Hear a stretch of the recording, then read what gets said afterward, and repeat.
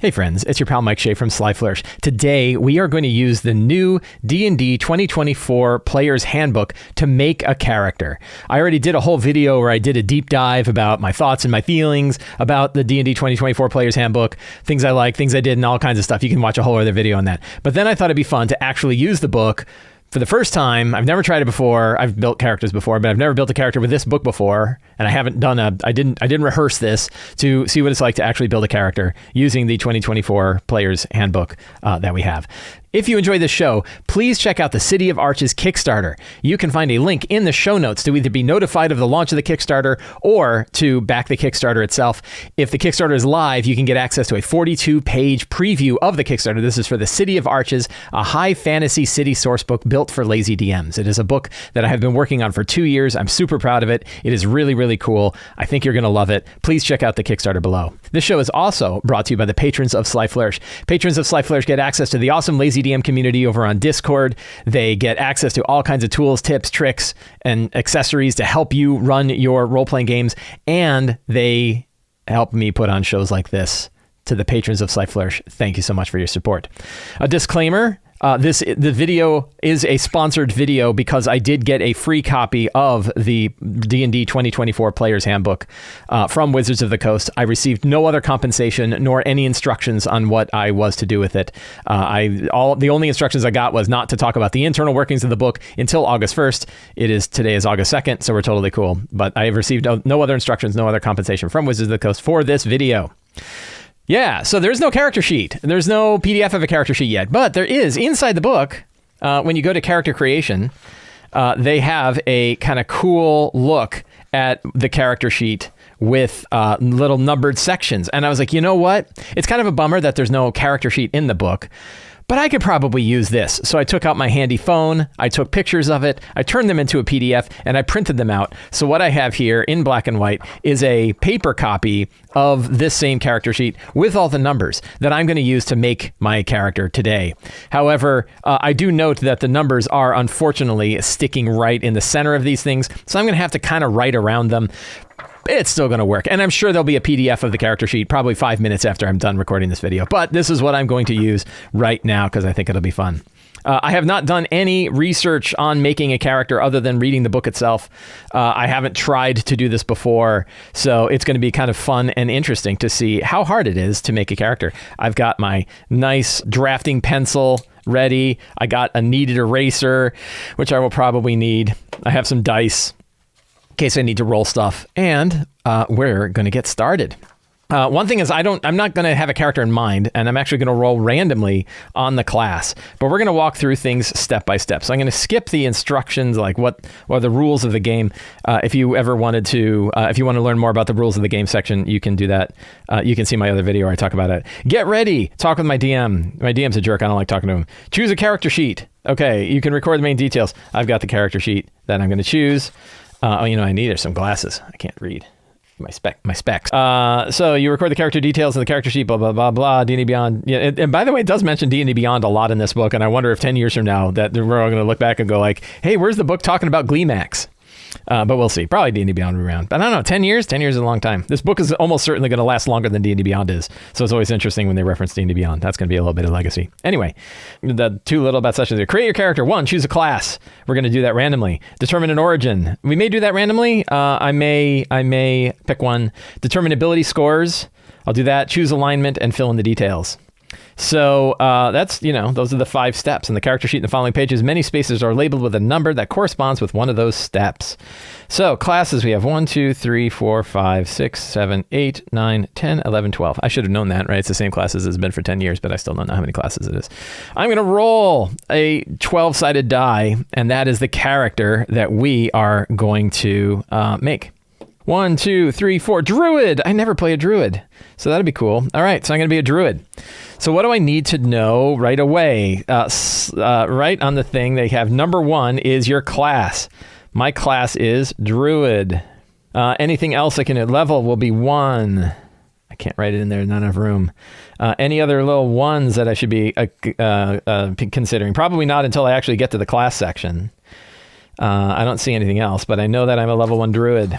And the rest of this, I think, are going to be details. Okay, so we're going to start with that. We'll go right to Every adventure member of class broadly describes characters, vocations, talents, and things. So we're going to go to Druid.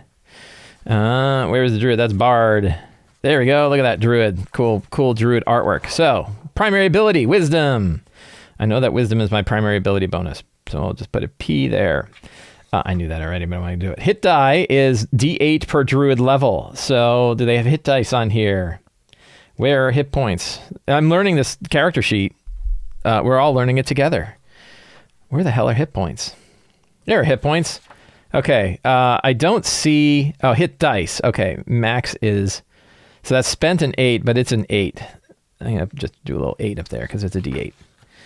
Saving throw proficiencies, intelligence and wisdom. So my prof bonus, I don't do that till step 2, but I know that I'm proficient there in intelligence and wisdom. I already have a P there because it's my primary. So I guess that's good. Skill proficiencies, choose 2, Arcana, Animal Handling, Insight, Medicine, Nature, Perception, and Religion or Survival. I think I'm going to go with Religion.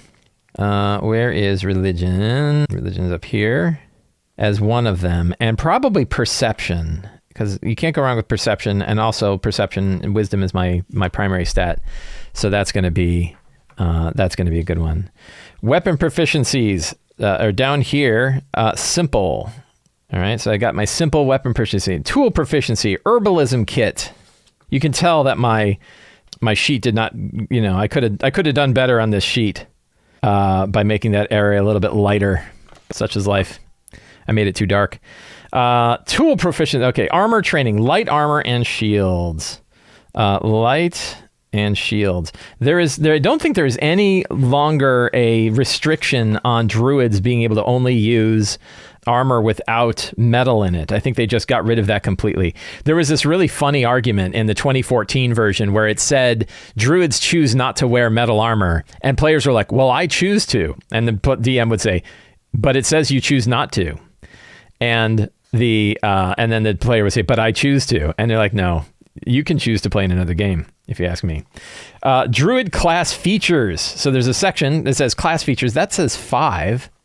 Why does that say 5 when it's when the class features are 1? Is that because it's details? They count that as details? Fill in the details. Using the choices you've made, fill in the remaining details in your character sheet. Well, I'm already here, so I'm already going to fill them out. So spellcasting, I'm already on there. So we have spellcasting as a feature. And one thing that I always do, here's your number 1 tip, right? Look at this little powerful tip right here. Number 1 most important thing you can do when you're making a paper character sheet, I think. I believe this to be the most important thing. And the thing that as a GM, if you are working with your players and they are using sheets, push them to do this. Write down the page numbers of their abilities. Write down the page numbers of their spells, abilities, class items, anything they've got where there's like more than a blurb. Weapon masteries, write down the page number so that you can very quickly scan the book. Think of the character sheet as an index to the book so that you can use that. So I know what spellcasting does, but I'm still putting the page number down there because I want to. So, and that's like if I have a question about preparation of spells or changing prepared spells or any of that kind of stuff, focus, what my focus is, I can do that. I can just look that up because I have spellcasting, page 79. So, Druidic. Druidic, the secret language of the Druids. Where are the languages? Are languages on here? Languages, Druidic. So I've got that. Primal Order. You have dedicated yourself to one of the sacred roles. Magician. 1 extra cantrip from the Druid spell list. In addition, your mystical connection to nature gives you a bonus in your intelligence, arcana, and nature checks.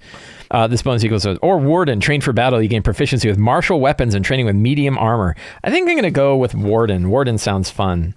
So now I get medium. So I'm going to do Primal Order. And that is on page 80. And I'll just, see, I already screwed up. This is why I got my little kneaded eraser here. Oh, I can't see because of my own light. Kneaded erasers, by the way, are fantastic. Get one of those. I've had this one for like 10 years. And it works great. Look at that. So Primal Order, and I chose Warden. And that will be page 80. Cool. Any other level 1 stuff? So that's the level 1 stuff. But then we get to level 1 spells, right? So I get 2 cantrips. So we're going to go to spells here.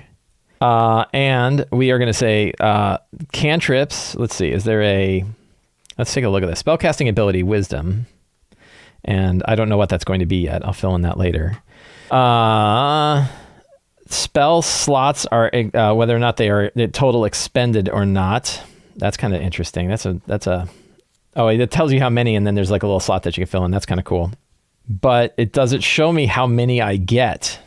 I don't think there's a section here for how many spells I get. So I'm just going to write down C2 and P4. So I can prep 4 spells. We're not going to worry about those right now.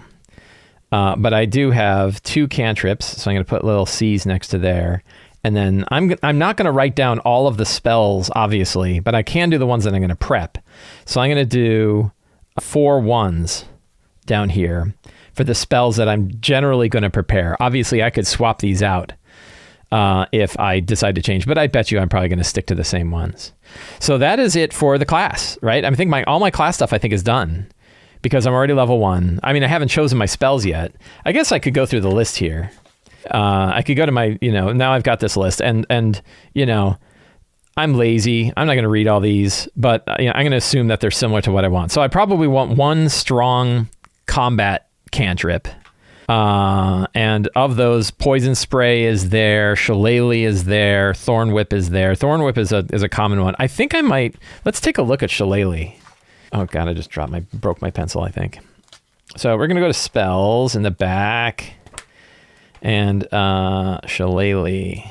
Because that might be, since I'm a warden and I've got like heavy armor and stuff, a club or quarterstaff you are holding is imbued with nature's power. So it's a bonus action to cast. That's cool. Bonus action, lasts a minute, not concentration. A club or quarterstaff you are holding is imbued with natural power. For the duration, you can use your spellcasting ability instead of strength for the attack and damage rolls for melee attacks at the weapon, and the weapon's damage die becomes a D8. If the attack deals damage, it can be force damage or the weapon's normal damage type, your choice. Spell ends early if you cast it again or if you let go of the weapon. I kind of like that, and since I'm kind of like a strong dude, I think I'm going to pick Shillelagh as one of my cantrips, which is hard to spell. Casting time is bonus. Range is self. Concentration is not required. Ritual is not required. I don't know about the material. So I'm going to do plus, or it's 1d8, right? So I'm just going to write that in there as my little note. Not a plus, so we don't need that. Not erasing. Why is that not erasing? There we go. So Shillelagh is 1 cantrip. Another one. So Druid guidance is always great. Mending is great. A lot of these are really good. I hear resistance is fantastic now, but I don't want to have too many. I don't want to just focus on things. Let me look up. So Druid Craft. I want to look up Druid Craft.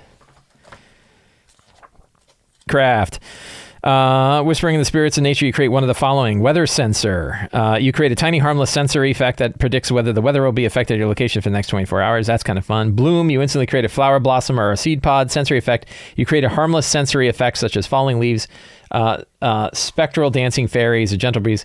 Fire play. You can light or snuff out a candle, a torch, or a camera. This is really fun. But but guidance is guidance is so good and valuable. I don't know that I can't pick guidance. So I'm picking guidance. Guidance. I wonder what this, it says special C. C means that the spell requires concentration. R means it's a ritual. M means it's a specific material component. So that's interesting. They have C, R, and M, and that's what you would put here. Guidance is actually a concentration spell. It's unfortunate it doesn't tell you the action type in here. And I think guidance, and so they changed guidance a bit. Let's take a look. See, you got no room. Guidance. So guidance. Wow, it's really small. You touch a willing creature. So concentration up to a minute. You touch a willing creature and choose a skill. Until the spell ends, the creature adds 1d4 to any ability check using the chosen skill. All right. So it is concentration. It is an action to cast. We're going to stick to that. Touch. Okay. So I got those spells. Now, which ones do I likely want to have memorized? Healing Word is always good. I haven't looked at the new Healing Word. I presume it's pretty much the same. Fairy Fire is fantastic. So here's another tip. Here's like, I'm not a 2024 tip. This is a tip for you to be an awesome player. Pick stuff that helps your friends. Before you pick stuff that makes you more powerful, pick stuff that makes other people more powerful. An example would be Fairy Fire, right? Fairy Fire is a really fun spell. Gives everybody advantage if they fail their saving throw. It's really good. So now I've got Healing Word, which can bring people up. Cure Wounds. So they beefed up Cure Wounds quite a bit. So it may be worth picking up Cure Wounds. So Animal Friendship, Charm Person, Create, Destroy Water, Cure Wounds, Dispel Magic. Dispel Magic is level 1? Wow. Oh no, Detect Magic. Duh, sorry. Entangle, Fairy Fire, Fog Cloud, Goodberry, Healing Word, Ice Knife, Jump, Longstrider, Protection from Evil and Good, Purify. Berry's not bad either, but I think I'm going to go with Cure Wounds, and I'm going to go with Fog Cloud. I probably don't need Fog Cloud quite as much, but it's a nice way to break monsters' advantage, and it's a nice way to break line of sight for anybody that needs sight in order to target something. This is really good when you're fighting a lot of enemy spellcasters. It totally, like Fog Cloud will destroy a beholder. Probably not that important this early, so I could theoretically pick something else that may be a little bit more useful. Yeah, we're gonna go with the good old Thunder Wave, right? Like Thunder Wave is a nice area of effect. It's great at first level, so all set. I'm not going to take the time, but I might look up these spells and write down exactly what they do down here in my notes, just have little notes on it. Oh, and you know what I totally forgot to do? Now I'm going to do penance because I screwed up before. Write down the page numbers. So, Shillelagh, whoops. Yeah, that's close. Even I just do my whole thing and then I forget to do it. 316. Guidance, page 282. Healing Word. Then we can take a look at it. So it's a bonus. I know it's a bonus action. I knew that. I'm smart. And it does 2d4. I'm going to put a little plus W. And that is a bonus to cast. And the range on that is 60.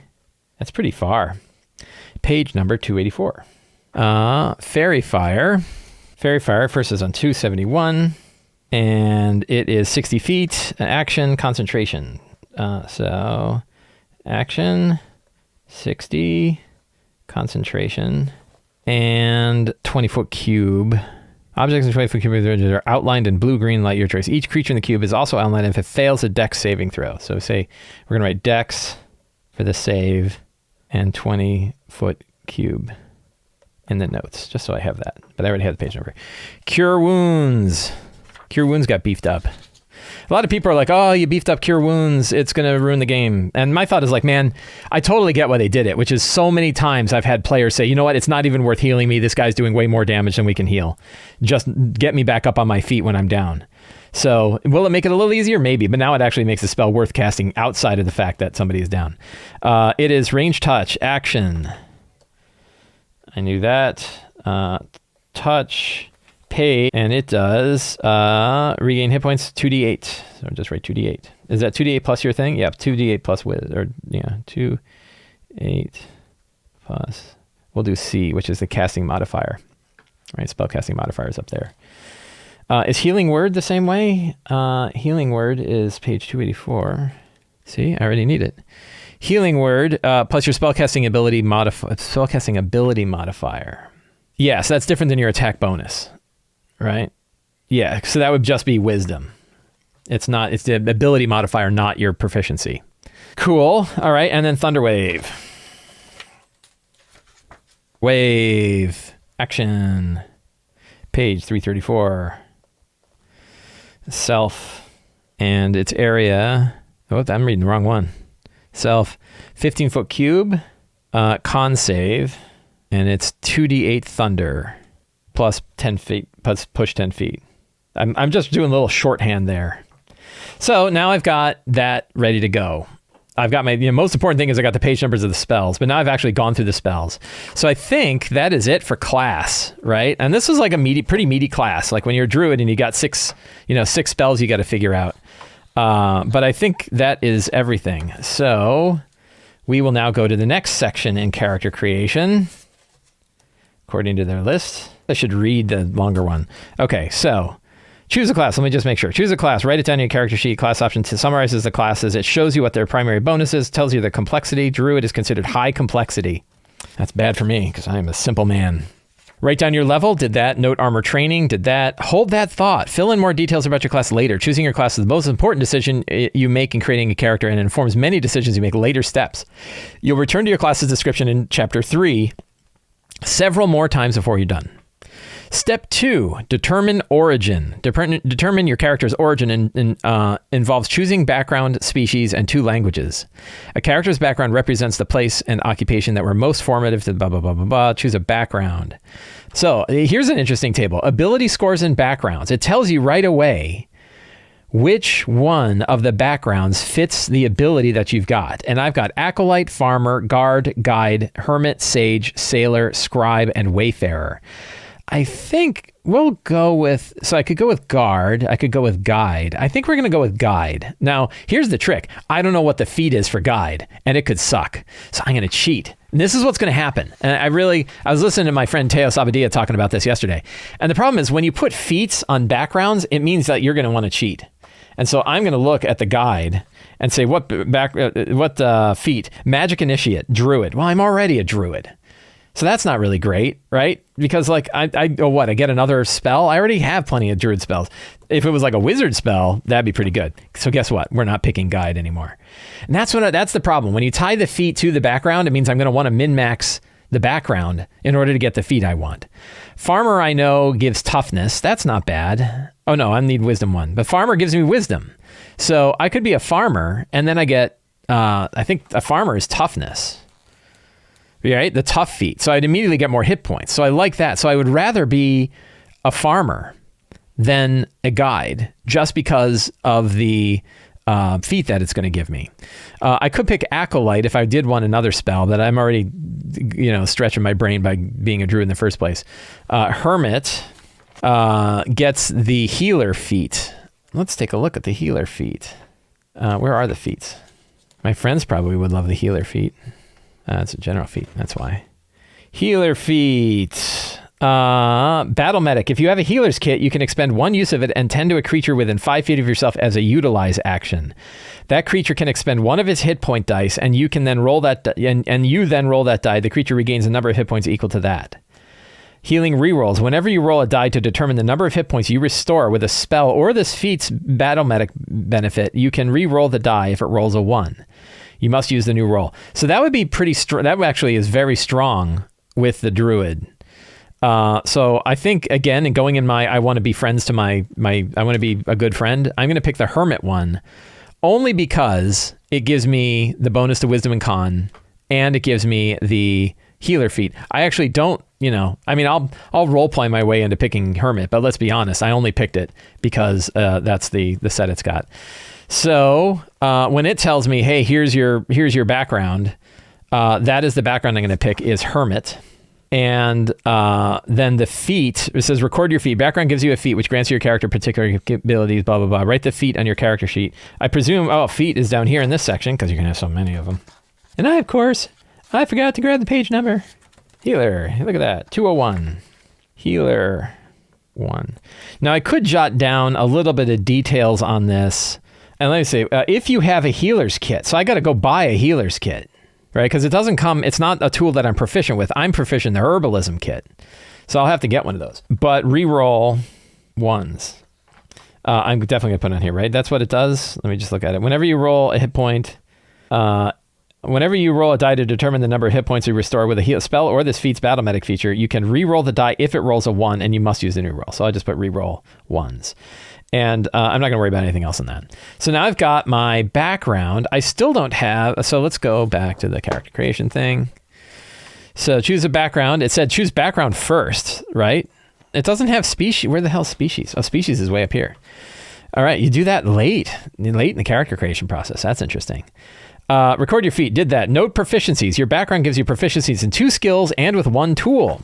Thank God I wrote it down. Oh, did I write it down? I didn't write it down. Hermit. Mike Shea. Hermit is page 182. I didn't write Druid down either. I should do that. I'll do that when I go back. So, Navigator says, hey, look, herbalism kit. I already have the herbalism kit. That sucks. So, equipment. Choose A. Quarterstaff, herbalism kit, bedroll, book, philosophy, lamp, oil, 3 flasks, traveler's clothes. I guess this is fine. I'm going to pick that. So we're going to go to my... Oh, so it said skill proficiencies are medicine and religion.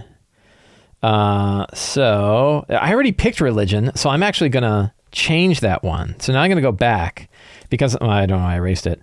But I'm basically going to take religion because of this instead of my class.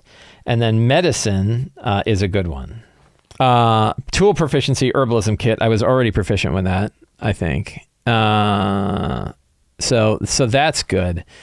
But I do now need to go back to the druid, warlock, paladin, fighter, and the druid. And I'm going to do, so first write the page number down, Mike, 79. And when you start at first level, choose 2. So I chose religion and perception. I'm going to change religion to nature. Makes sense for druid. So that way I've got those spells. So or I've got those skill abilities. So that's good. Okay. Note proficiencies. On the sample, you can indicate proficiency. On the sample sheet, you can indicate proficiency and skill and having saving throws by marking the circle next to them. The features table in your class description shows your proficiency bonus. The features table in your class description shows your proficiency bonus described in chapter 1, which is +2. I knew that. +2. Okay. Choose equipment. Your background and class both provide starting equipment. Any coins that you gain at this step can be immediately spent on equipment from chapter 6. In addition, you can have 1 trinket at no cost. See the trinkets table. Record your chosen equipment on the character sheet. Equipment is described in chapter 6. For now, you can just write it all down and look up the specifics in that chapter later. There's also space on the sample sheet to note any coin you have left after purchasing your stuff. So the only issue is I would really like to buy a healer's kit. Because that gives me that benefit of that feat, and I don't start with 1. So I may, and there's no armor. So I could start with 50 gold instead of this stuff. But I think, well, let's take a look, because he gets 16 gold. How much is that? Let me go to equipment. Equipment. And a healer's kit. What's it called? Medicine kit? What's it called?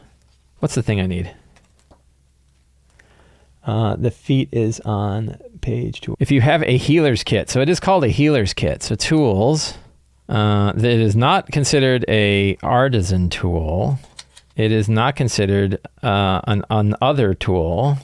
Where the hell is the healer's kit? Maybe the healer's kit isn't even a thing you can be trained in. Healer's kit is only 5 gold.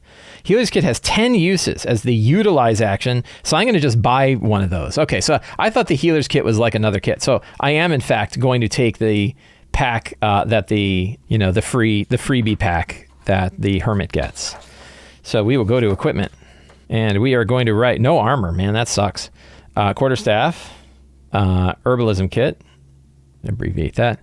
Bedroll, book on philosophy, lamp plus oil. 3 traveler's clothes, and 16 gold pieces.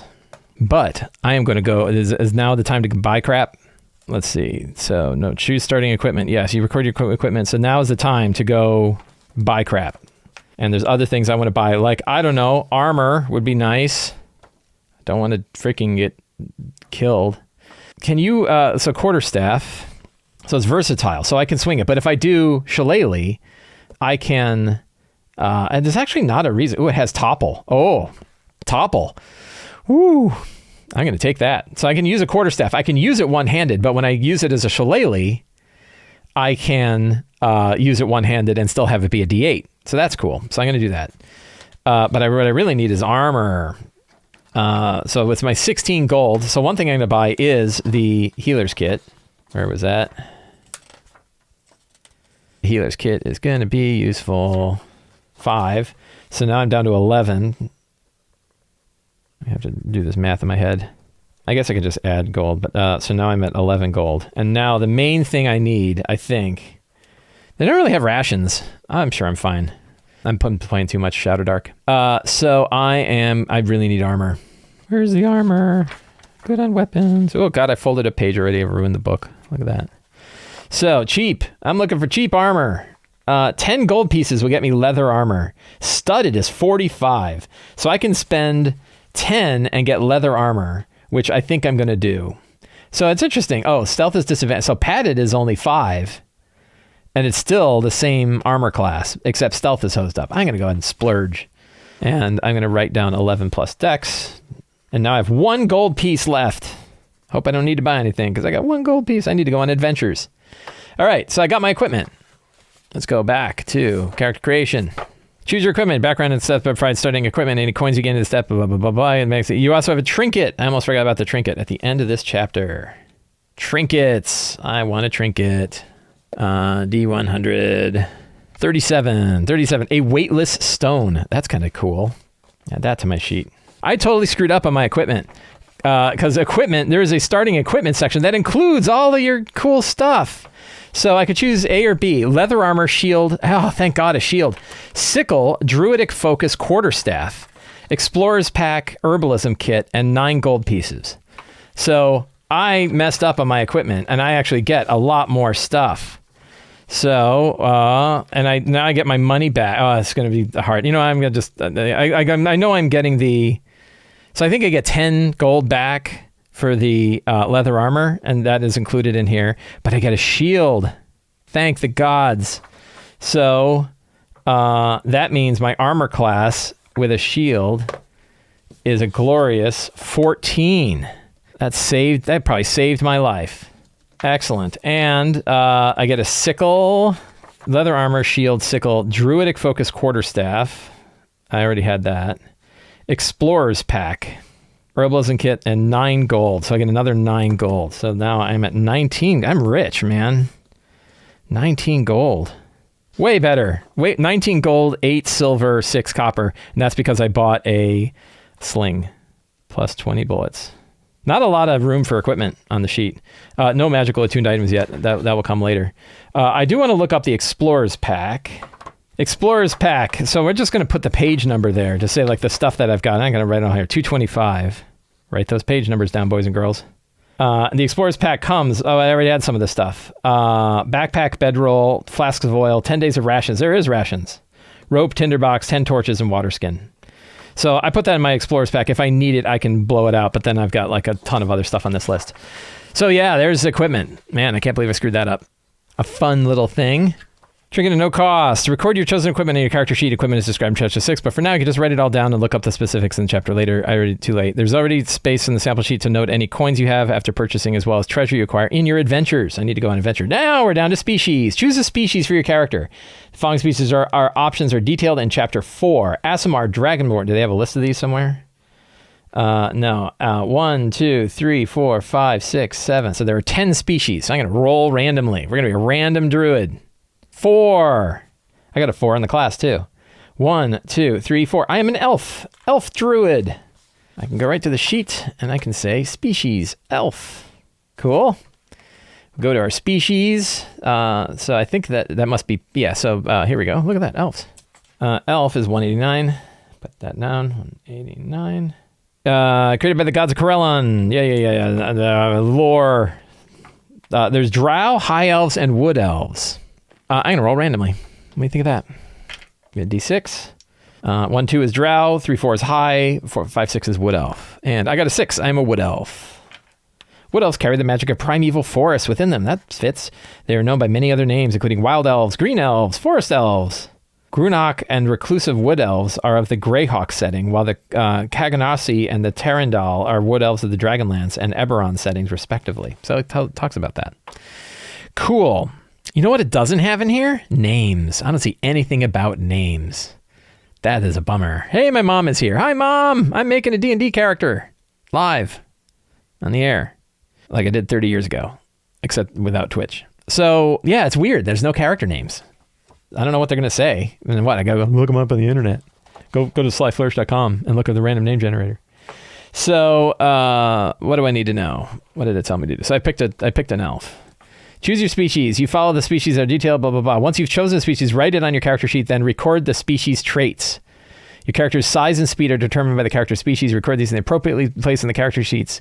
You may write down just the first letter of your size. That's cool. Okay. Oh, God, I just went. So elf stuff. All the mechanic-y bits are on this side.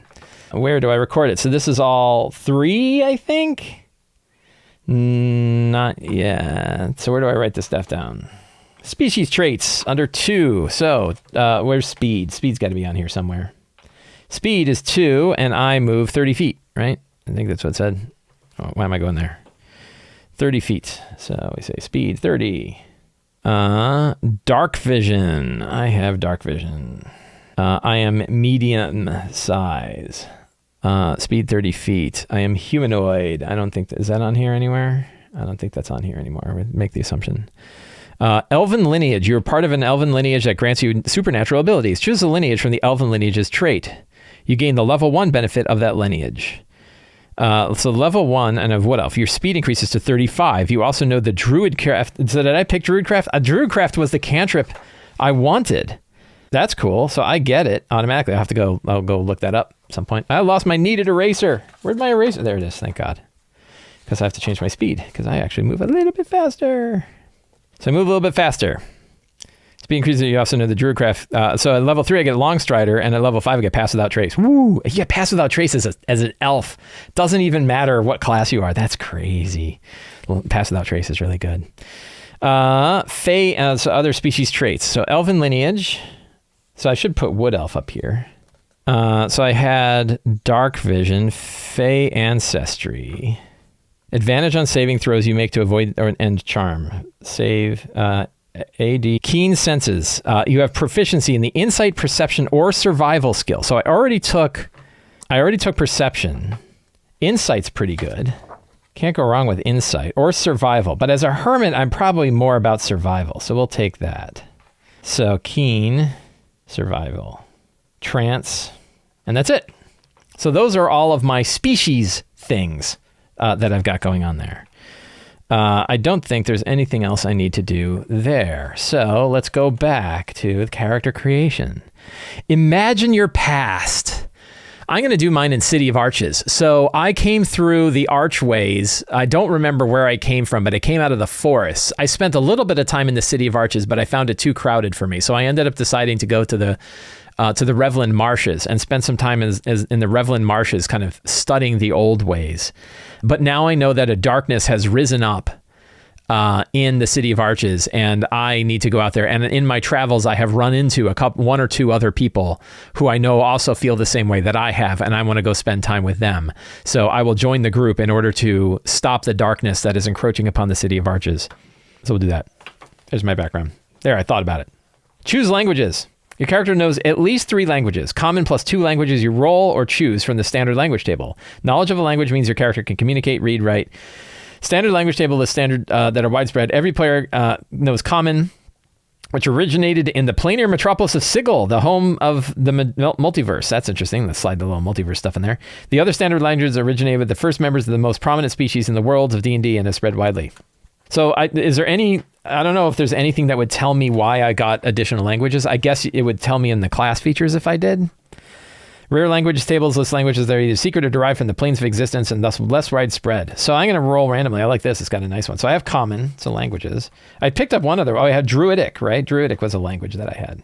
Where is my... So languages, I already had Druidic. And now don't... Here, you want a tip? Here's a tip. Don't write Common because everyone has it. Everyone gets it. So don't write it down. You don't have to know that you have it because everyone has it. So I'm going to roll... I got 2, 9, Goblin, cool, and 10, Halfling. So I speak Goblin and Halfling. That's fun. All right, cool. So let's see. I have chosen languages. That's good. What's left? Determine ability scores. Here we go. I am going to go with the Druid base rate here. I'm just going to, I am skipping a whole bunch of stuff. Basically, you can generate them with your roll, 46, take the best, put them wherever you want. You can do point cost. There's a standard array, your sign. But what I really like is this table right here is a super time saver. I can just look at Druid and say, that's what I'm picking. And that's what I'm going to pick. But before I look at it, let me just make sure it doesn't totally suck. So it's 8, 12, 14, 13, 15, and 10. So 15, 14, 13, 12, 10. Yeah, that's good. So I'm going to take, and this is where I'm going to write them lightly because you're going to be changing them. So 8. I already know what I'm going to do. Instead of like writing these down, I already know what I'm going to do. And so what I'm going to do is I'm going to bump, because I took the Hermit background. Hermit background is on page 182. Thank you, past Mike Shea, for writing down the page number. And I can do con, wisdom, or charisma. And con and wisdom are the ones that I'm going to focus on. And con here is a 14. I'm actually going to switch int and con in this list, because what I'm going to have is a wisdom of 17, because I'm going to do +2 to that. And then con, I'm going to make a 14, because I'm going to do the +1 in that. Then intelligence, I will do a 14 for my second. That's me flipping these two and then adding 1 to the 13. Then dex will do 12. Charisma will do 10. And strength will do 8. So I'm -1 to strength. I am +3 to wisdom, +1 dex, +2 con, +0 charisma, and +2 int. So that means I'm +4 on nature and +4 on religion, which is great. I am +5 on medicine, perception, and survival. And those are all of my trained skills. So, yeah. So the way it is, after assigning your ability scores, adjust them according to your background. Your background lists 3 abilities. Increase one of those abilities by 2 and a different one by 1, or increase all 3 by 1. None of these can raise to a score higher than 20. Some players like to increase their class's primary ability, while others prefer to increase lower scores. I think, so one of the reasons that you do this, where you have a 17, so here's my final stats, right? 17, 14, 14, 12, 10, 8. And I think that's a really good standard array, because that means at 4th level, my first feat can bump my wisdom to an 18, and I'll get +4 and I'll get a feat. So you get a big jump at 4th level because you get an ability bump and a feat. You go from +3 to +4 and a feat on top of that. So 17, 14, 14, 12, 10, 8 is a really good baseline to have. But I definitely wanted my con higher. Like here, the druid switched dex or con and int. And I flipped them so that my int would be 14 and my con would be 14, instead of having like I guess it didn't matter. Well, I don't know that I could have picked int. Well, whatever. Anyway, it's done. I changed my ability scores because I can. Adjust ability scores, did that. Determining ability modifiers, did that. Describe appearance and personality. So I'm probably thinner and older dude. So there's a thing. Backstory. Hermit, thin, old guy. I guess that was also appearance and stuff. Appearance and personality. Oh, this is cool. So look at this. This is kind of fun. So I have very low strength. I like this a lot. I didn't see this. So low strength is 1. I'm weak. Is this for appearance and personality? Weak. I knew that. Dex is it high or low? It's high. I count +1 as high. So I'm fidgety. Weak but fidgety. Until I can't spell fidgety. Intelligence is high, right? It's a 14. 1, decisive. Wisdom, definitely high, is 1, serene. Charisma is low. 3, reserved. That all fits. These are actually like tiny versions of the background things that they used to have. You remember they used to have those big tables for the backgrounds. These I kind of dig. So that's very cool. I like that. That was fun. So now choose an alignment, the 9 alignments, blah, blah, blah, blah. I'm going to go with neutral good as my alignment. And where is my alignment? Neutral good, right? Now we got that. All right, so choose an alignment. Now, alignment and personality. Oh, this is kind of fun. So this is taking the place of what the background used to have. So I am good. So I am both honest, and then neutral is honest and selfish. Selfish, that's kind of weird. I don't like that. I don't want to be selfish. I don't like any of those. Pragmatic. I'm going to go with that one. You can't make me do that. So, record class features. Now fill in the rest of your details. Record class features. Look at your class features table in chapter 3 and write down the level 1 features. I already did that. Class features are detailed in the same chapter. Some class features offer choices. Make sure to read all of your features and make any offer choices. I did that. Fill in the numbers. Saving throws. So now I can fill in my saving throws. Where are the so saving throws are here. So I am proficient in intelligence and wisdom. So my saving throw bonus, that's okay. That's where you're supposed to do it, right? I did it in the wrong spot because I'm not smart. And here is +5 wisdom save, and a +4 int save. Okay, cool. Saving throws. Skills, did that. Passive perception. Sometimes your DM will determine whether your character notices something without asking you to make a wisdom perception check. The DM uses your passive perception. Instead, passive perception is a score that reflects a general awareness of your surroundings when you're not actively looking. Formula is 10 plus wisdom. Passive perception is 10 plus my wisdom bonus is 13. Is there a place for me to put that anywhere? What was that noise? Oh, something's coming on my phone. It was really loud. So where do I put so is it under perception? Where would I put that? Include all modifiers and that apply to your wisdom perception. For example, if your character has a wisdom of 15, but I don't see a place to put it. Am I not finding it anywhere? Is there a spot? Oh, there it is, way up in the corner. Passive perception. So it's 10 plus wisdom modifiers 13. Bang, cool. Passive perception is done. Include all modifiers. Hit points. I was wondering where this was. Your class and constitution modifier determine your hit points at level 1. My con is +2. Yay. Druid is 8 plus con. So I get 10 hit points, 10 whole hit points. Max is 10. I don't do, here's another, you want another tip? Here's a Sly Flourish tip. Don't write your current hit points and subtract from them. Instead, use the current one to tally up the damage that you've taken. It's much easier to add up than subtract it. So you're set. Oh, I screwed up. Somebody said, no, your passive perception you're trained in it, so it should be 15. Thank you. I would have been screwed. This is why everybody needs to use D&D Beyond to build character sheets instead of using stupid paper. I kid. Use paper. They can't take it from you. I don't have to rent this character sheet for $2 a month. So I've got my passive perception. Hit point dice. Your class's description tells you the type of die. I think I already put that in. Yeah, hit die is 8. Write this on your character sheet. At level 1, your character has 1 hit die. Hit dice, 1. Max is 1. So I guess you do 1d8 right there. And then you have how many you've spent. You can do a little tally. Initiative. Write your dexterity modifier in the space for initiative. Initiative is +1. +1.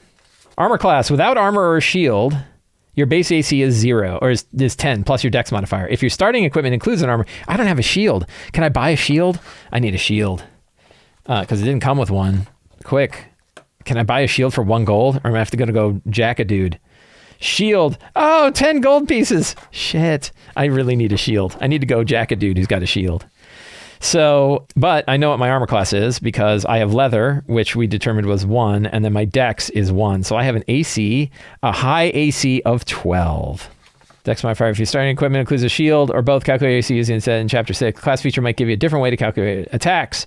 In the weapons and damage cantrips section, write down your starting weapons. The attack roll bonus for a weapon with which you have proficiency is one of the following. Melee attack is strength. So I'm not going to even bother to write down. I'm only going to write down shillelagh. How the hell do you spell shillelagh? E-L-A-H. Because I know I have a quarterstaff, and I'll write like Q-staff here. But I am not swinging with it because I have an 8 for strength. I am not swinging with it without spending my bonus action to cast shillelagh. So my attack bonus at that point would be +5. My damage would be 1d8, and I think we said it's force damage, right? Let me look back. Where's Shillelagh? Oh, wait, what page is Shillelagh on? 316. Thank you, Mike. Thank you, past Mike Shea. Club or quarterstaff you're holding is imbued with natural power for the duration. You can use your spellcasting ability instead of strength for the attack and damage roll. So that means I can do your spellcasting ability, yeah, instead of, so it's a +3, 1d8 +3, and using that weapon, and the weapon's damage die becomes a d8. If the attack deals damage, it can be force damage. Why would you never do so force? We'll just put a little F.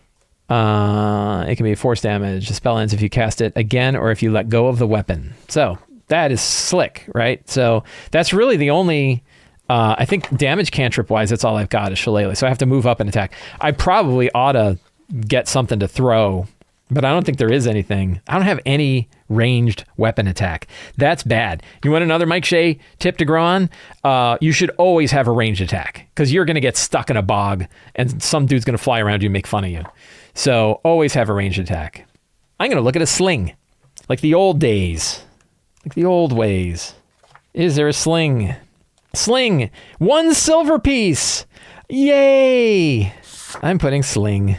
And it cost me 1 silver piece, which means I have 9 silver pieces left and no gold. I wonder who I got to make this link for me. I lost my kneaded eraser again. Where did it go? Where's my kneaded eraser? Oh, I found it. Sweet relief. Erase the gold because now I'm down to 9 silver. But at least I have a ranged attack. It sucks. Yes, it is. What to attack? It is a +3 to attack. And it does, I think the sling does a D4. So 1d4 plus 1 because of dex, right? Oh, and slow. Oh, I'm not proficient. I don't have weapon mastery though. I don't have weapon mastery with the shillelagh either, so that topple thing doesn't matter. And it's 3120. How much are bullets? Do you have to pay for bullets? I don't see it. I'm assuming I could just take a stone. No, here they are. Bullets. 4 copper pieces for 20 of them. So I have 20 bullets. It cost me 4 copper, which is, so now I'm down to 4 copper. Oh, that's so low. I can't even do the math. So I have 9 silver, and now I have 8 silver and 6 copper, right? I think I've got that right. Don't want to get that wrong. All right, let's go back to character creation. Let's see. Let's see. Attacks. Weapon down. It's manual attack. Look up the spell damage. Spellcasting. Note both the saving throw DC for your spells, and that is 15, right? Or +5. So spell attack bonus is +5. Spellcasting modifier is +3. Spell save DC is 8 plus modifier plus proficiency is 13, right? Got all those. Spell slots, cantrips, prepared spells. I did all that. Name your character. See, look at this. Where's my big list of random? Choose a name for your character and write it down on your character sheet. The name can be whatever you like. Was it the name of an ancestor? Does it have religious or significance? Is it a name you chose for yourself? So no, like, hey, here are a list of names. That would have been that was in the original Player's Handbook, and it's kind of a bummer that it doesn't have that. I think that for the species. Probably for the species, they should have had names. What am I kind of... Elvond. I'll just make up a name. Elvond. Elvond what? Elvond the Hermit. There. So, anything else? Name your character. Final details. What's my gender? I am a dude. I guess it's under appearance and background and personality. Is that where I put it? I don't see a thing for it. No section. They just decided to, they instead of saying like, oh, we don't want to upset people by putting pronouns in there. So we're just going to not say anything at all. So I am a man. What person or people do you care about the most? I think they're all dead. No, they're not dead. The people overall, like other traveler, other not like the people of probably the people in that village of Heron's Rise. I care about them. My deepest fear. What is my deepest fear? The destruction of life. And I think it's all too close. On your adventures, will you seek knowledge, wealth, glory, enlightenment, justice, or mercy, power, or something else? So knowledge, certainly, and not just protection, right? I want to save people. Level advancement. So I don't need to worry about this because I am still level 1. So we are going to, that is it. So there is my first level character.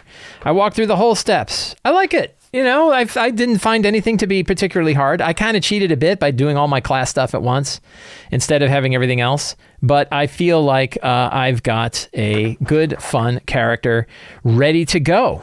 And that was all done with the new 2024 Player's Handbook. So what are my final thoughts now that I got the character built? What do I wish? I really do wish it had some random names. I probably had I bet you there were a lot of meetings about whether they should put random names in there. I think they should have. Yeah, we can get random names anywhere. Is that really a big problem? Probably not. Was there anything else that I got stuck on? I didn't really get stuck on anything.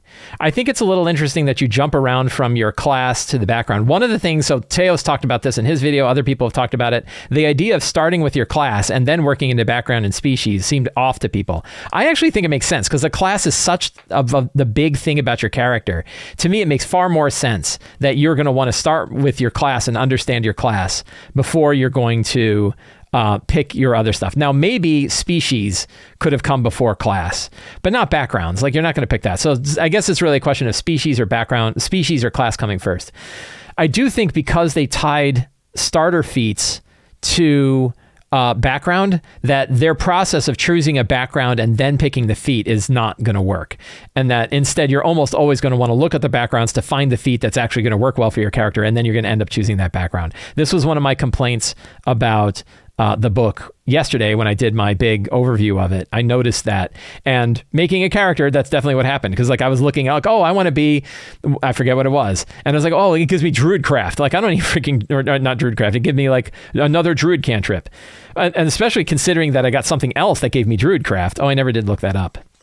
Let's look that up. We'll do our last little thing here. Druidcraft. Get the page number. I will tell you one thing. It's a big-ass book. I have no problem finding stuff in it. I really think that it is very well designed. There it is, page 266. Craft is an action. It is, range is 30. And sensor, bloom, weather. So there we go. So, but I have a really easy time navigating this book to find things. Again, my biggest tips for you, particularly for 2024, is I think you're going to want to look at the background and look at what feats you get and figure out what feat you're going to want before you pick a background. That's just unfortunately how it's going to be. If you're a DM, one thing you could do to house rule this is just let them choose whatever feat they're going to choose regardless of the background. You could do that too. You could also make a standard array that is 17, 14, 14, 12, 10, 8 as the standard array, and then tell people don't worry about where you're doing it, and then let them pick whatever the hell background they want that fits their character from a story perspective without worrying about the mechanics. I think you could definitely do that. Is it like totally effed up and no one's going to know how to play? No, this is totally fine. And I really like it, and I like the spells. I'm happy with this. I'm going to keep this guy, and I'm going to play him next time I get an opportunity to play a first level 2024 D&D game. I've got a character ready to go. That's all handwritten with pencil and paper and the book. Friends, I hope you enjoyed our exploration of the 2024 Player's Handbook while we built our character. I really enjoyed it. I hope you enjoyed it as well. If you enjoy the work that I do, the number one thing you can do is in the show notes, go check out the Kickstarter for the City of Arches, my new high fantasy city source book for lazy DMs. The whole little background story about the City of Arches and the Coming Darkness is all directly from there. It's a really, really cool source book, and you're going to absolutely love it. If the Kickstarter is already going on, you can download a 42-page preview that's playable at your table tonight. Check that out. You can also support me directly on Patreon. Patreon patrons get access to the Sly Flourish Lazy DM dedicated Discord server. We talk about all this stuff all day long. We just bathe in RPGs. It's really, really fun. You get a whole bunch of tools, including a fantastic name generator, in case you can't find a name in this book. You get a whole bunch of different tools to help you run your games, and you help me, you support me directly in doing videos like this and doing all the stuff that I do. Patreon is very important for me, and that works really, really well. And you can pick up many of my books, including Return to the Lazy Dungeon Master, Lazy DM's Workbook, and so on in the at the Sly Flourish bookstore. All of the links for those in the show notes. Thank you all so much. Have a great day, and get up there and play an RPG.